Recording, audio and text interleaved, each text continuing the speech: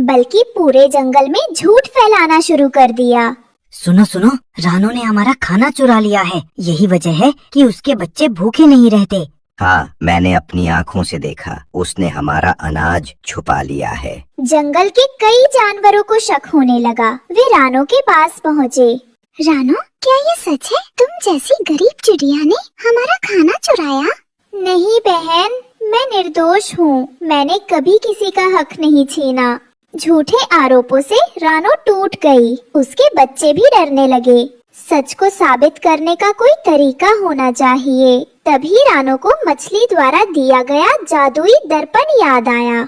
हाँ, अब यही सच्चाई दिखाएगा। अगले दिन जंगल के सारे पक्षी इकट्ठा हुए। कालू और भुल्ला गर्व से खड़े थे। आज सबको सच पता चल जाएगा। रानो ने जादुई दर्पण सबके सामने उठाया। अगर मैंने चोरी की है तो ये दर्पण सच दिखाएगा, और अगर ये झूठ है तो असली चोर भी सबके सामने आ जाएगा। दर्पण में दृश्य बदलने लगे। सबने साफ देखा कि कालू और भुल्ला ही झूठ बोल रहे थे और रानो बेगुनाह थी।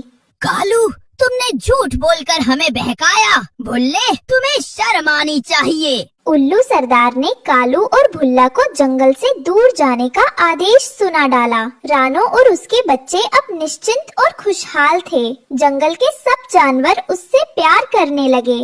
रानो, सच्चाई की जीत हुई।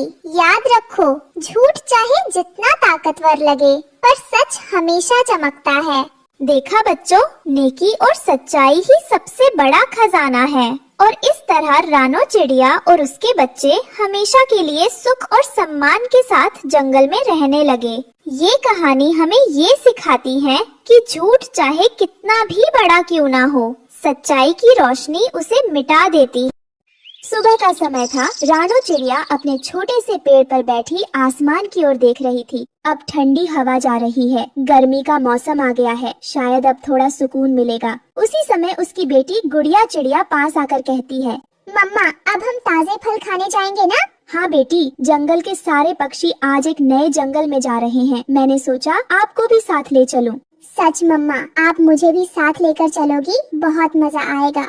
ऐसे गुड़िया खुशी खुशी अपनी मम्मा के साथ उड़ती है और रास्ते में उन्हें कालू कौवा, गोरी कौवी, मिट्ठू तोता और बंटी कबूतर दिखाई पड़ते हैं। वो उनके पास आकर रुकती है।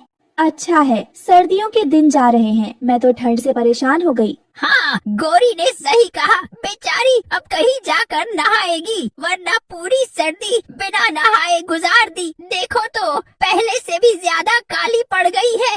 ओ मिट्ठू तोते, मैं रोज सुबह 4 बजे नहा लेती थी। तू अपनी बता, ना जाने कितने हफ्तों से मुंह तक नहीं धोया होगा। काली कलूटी कहीं की, फिर भी मैं तेरी तरह काला नहीं पड़ा। मिट्ठू, मैं तेरा सर फोड़ दूंगी। मुझे गुस्सा मत दिला। अरे रे, आप दोनों चुप हो जाए। जरा सी बात पर लड़ने लगते हो। तुम कोई छोटे बच्चे हो। मिट्ठू तोते, तुम भी कम नहीं हो। अब छोड़ो ये सब फिजूल की बातें। यह सोचो, गर्मी की पहली सैर करने कहाँ जाना है? सागर वाले जंगल चलते हैं। वहाँ सभी प्रकार के फलों के पेड़ हैं। खूब खाएंगे और घर के लिए भी भर भर के लाएंगे।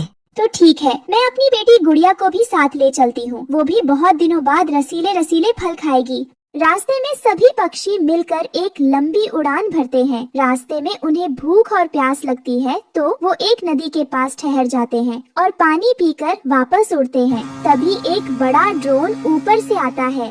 बचो बचो, ड्रोन आ रहा है, बहुत तेज है, इधर उधर हो जाओ। सभी पक्षी इधर उधर हो जाते हैं, लेकिन रानो और गुड़िया चिड़िया ड्रोन की चपेट में आ जाती है। दोनों जमीन पर गिरती है।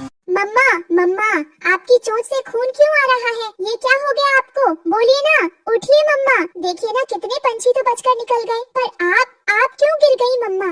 बेटी डर मत, मैं ठीक हूँ। बस थोड़ा सा जख्म है, कुछ नहीं हुआ। कोई तो आएगा मदद करने, लेकिन कोई नहीं आता। बाकी पक्षी आगे बढ़ जाते हैं।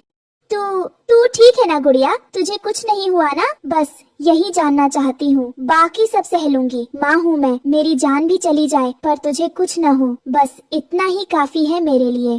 पर आसमान अब खामोश था। पंछियों की भीड़ तो आगे बढ़ चुकी थी। जंगल के दोस्त अब अनजान बन चुके थे। कोई न रुका, कोई न पलटा, सब बस उड़ते रहे जैसे रानो कभी उनका हिस्सा ही न थी। गुड़िया, अगर मैं